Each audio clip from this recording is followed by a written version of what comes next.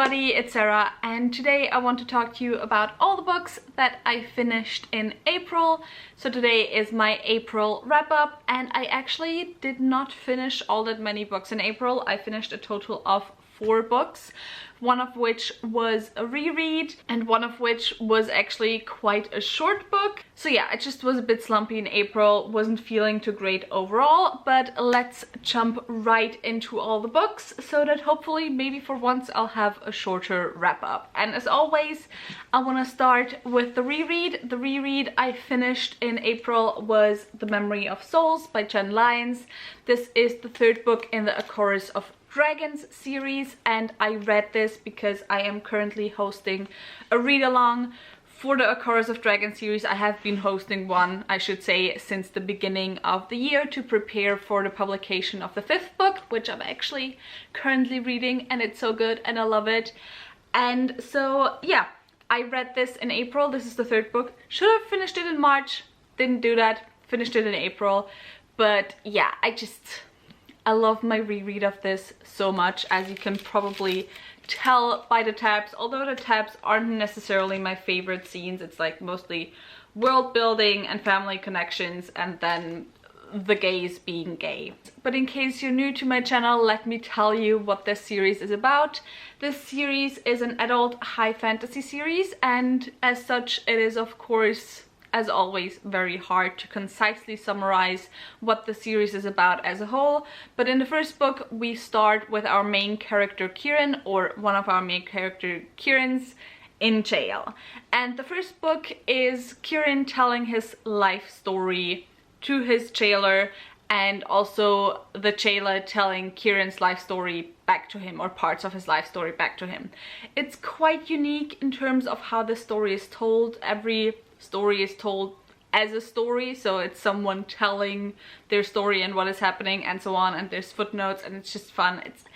It's great, and it's gay, and it's queer, and it's just everything I want from a fantasy series, to be honest. So yes, I finished the 3rd book, and actually I was kind of a little bit disappointed after I finished the 3rd book, because when I reread the 1st and the 2nd book in the series, I loved them way more than when I read them the first time around. Which, you know, is easy in the case of this series, because I got all the connections, I already loved the characters, I had a lot more that I could concentrate on and so on. I have that a lot with a lot of fantasy series. But this book was the only book that when I read the series for the first time I gave 5 stars to. So I already loved it a lot the first time around. And so I loved it again a lot this time around. However, not that much more than the first time around. So while this book, actually I finished rereading the 4th book. I think the 4th book currently might be my favorite in the series. But after finishing this book, while this book was still my favorite in the series, I also somehow was disappointed because I didn't love it more than when I read it the first time. Whereas I did love the 1st and the 2nd book more than when I read them the first time. Does that make sense? It was weird, but anyway, I'm over it, and I am back to just being happy and just, you know, loving this book, and I just had a really good time. So now on to the 3 books that I read for the first time in April, and as always I'll go from the book I enjoyed the least to the book I enjoyed the most. First I have The Dangers of Smoking in Bed by Mariana Enriquez, who is an Argentinian author. This is a translated work, and this is a short story collections, and all the short stories, I believe, or most of the short stories, I believe, are set in Buenos Aires. And yeah, this was not for me. This is, first of all, a speculative fiction horror thriller kind of short story collection. Mostly in terms of horror, it's like vibes, atmosphere, and also body horror a little bit. So it's not the type of scary horror, I would call it, but the type of horror that you're supposed to feel unsettled by. And so yeah, first of all, I'm not the biggest fan of short stories. They just don't give me enough content usually, and so I tend to not enjoy short stories the most, which obviously is up to me. Actually, most of the reasons why I didn't like this book is up to me, I would say. So yeah, I don't like short stories. However, I'm also a person, even if I know that I don't particularly like a genre or a format, if I find a book that sounds interesting to me in that genre or format, I like picking them up regardless, because you never know, maybe I end up finding a new all-time favorite book.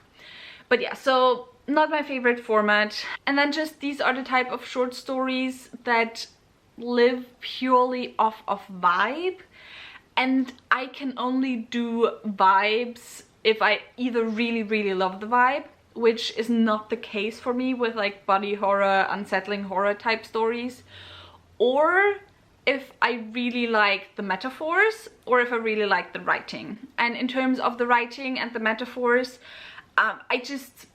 there wasn't anything there for me. So with the writing, it could just be the translation.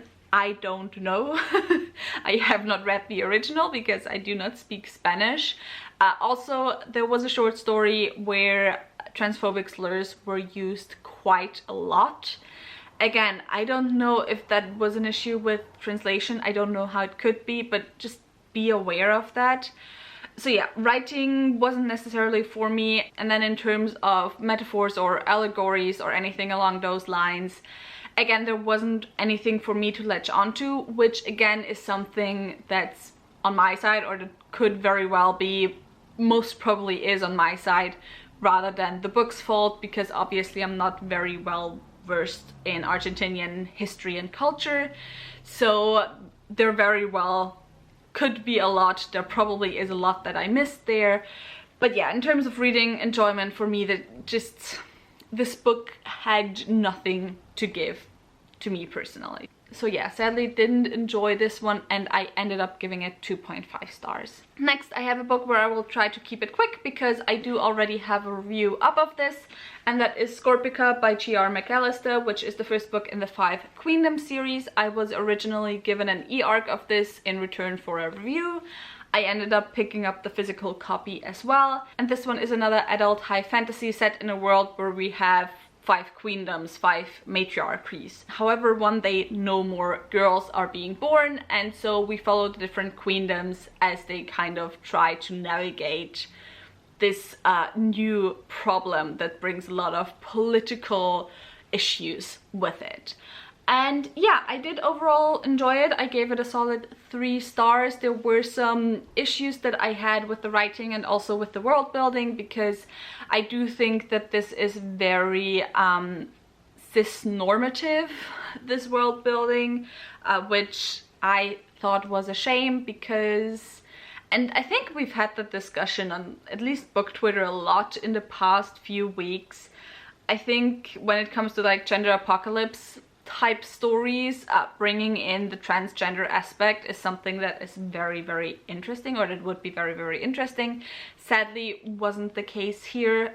So yeah, that was the main reason why I didn't bump it up to 4 stars, but left it at 3 stars. But otherwise, I found the characters very compelling. I enjoyed the politics. I enjoyed most of the world building.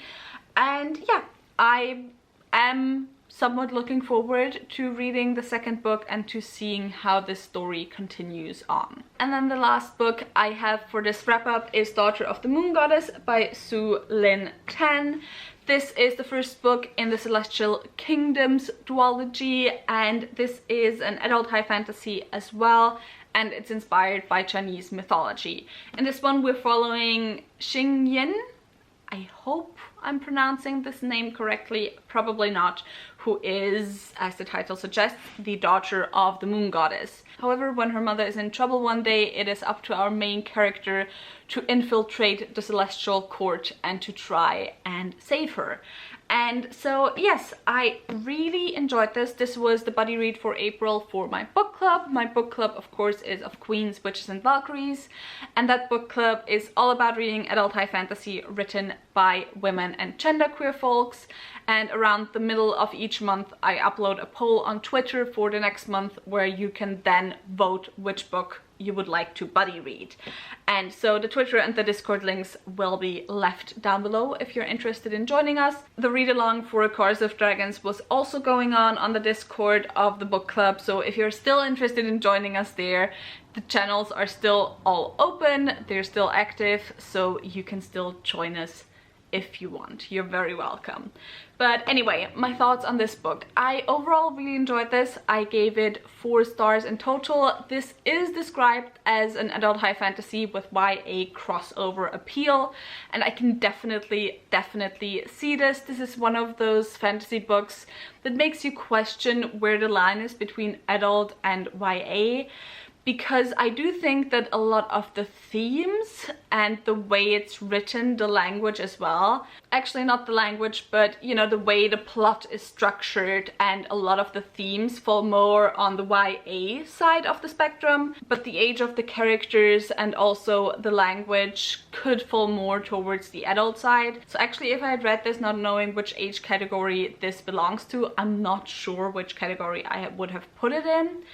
But yeah, overall, I really enjoyed our main character. I really enjoyed the romance in this, even though we do have a love triangle, or a love V as love people have started calling it. And yeah, I actually thought it was quite well done. And the only thing that kept this from being a 5-star for me was the ending, because I thought the ending was not predictable, but it was simpler than I would have liked. Like, the resolution seemed very simple for now. I'm hoping that maybe we'll, you know, have a bit of subverting of the ending of this book in the next book, so I don't know yet. But yeah, the ending was not necessarily my favorite, but everything else, the characters, the writing, I just really loved it a lot. I especially loved the writing.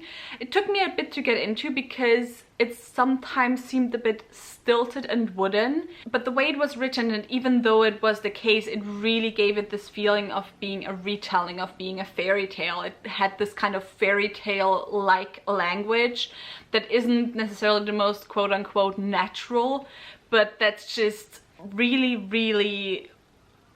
but that just fits really well with these types of stories and these types of magical stories. So I ended up really enjoying the writing. Also, it's just gorgeous. It's so pretty. I just, you know, I read the first page and I already had to send a quote to a friend.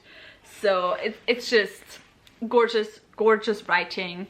And yeah, I can highly recommend it, and I cannot wait to get the second book. We got actually the cover reveals for the second book a few days ago, or yesterday or something. So yeah, really enjoyed this one. And yes, that was it for this video. That was it for my April wrap up. If you have read any of these books, or if you have thoughts on any of these books, leave them in the comments down below. If you enjoyed this video, maybe think about giving me a thumbs up and also maybe subscribing. All the links to my social media as well as to the book club I mentioned are in the description box down below, so go and check those out, and I hope I'll see you very soon. Bye!